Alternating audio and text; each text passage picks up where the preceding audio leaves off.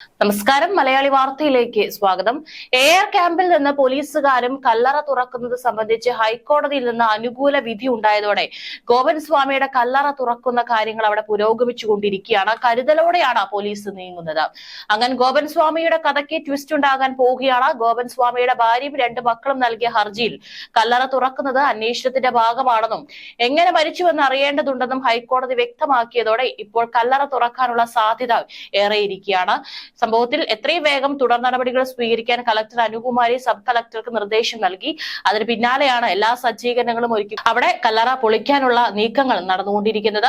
Air ക്യാമ്പിൽ നിന്നുള്ള കൂടുതൽ പോലീസുകാരെ സ്ഥലത്ത് വിന്യസിച്ചിട്ടുണ്ട്. കല്ലറ പൊളിക്കുന്നത് പാപമാണെന്നും ഡോക്ടറും ഉദ്യോഗസ്ഥരും മൃതദേഹത്തിൽ തൊട്ടാൽ ചൈതന്യം പോകുമെന്നുള്ള വാദമാണ് കുടുംബത്തിന് സമാധിയാകണമെന്ന് അച്ഛന്റെ ആഗ്രഹമായിരുന്നുവെന്നും തങ്ങൾ അത് പൂർത്തീകരിക്കുക മാത്രമാണ് ചെയ്തതെന്നും ഹർജിയിൽ പറയുന്നുണ്ടായിരുന്നു.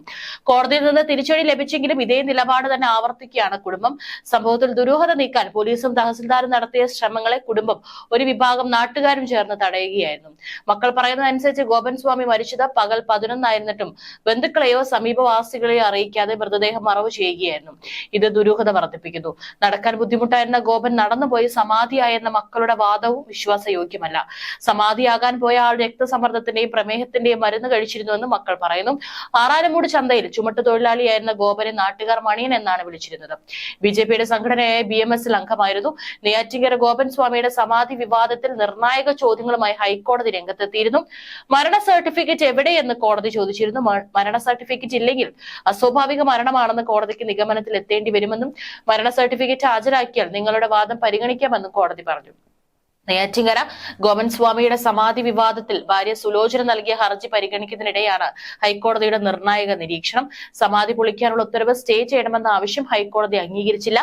കല്ലറ പൊളിച്ചുള്ള പരിശോധനയുമായി മുന്നോട്ട് പോകാനുള്ള അനുമതിയും കോടതി നൽകി.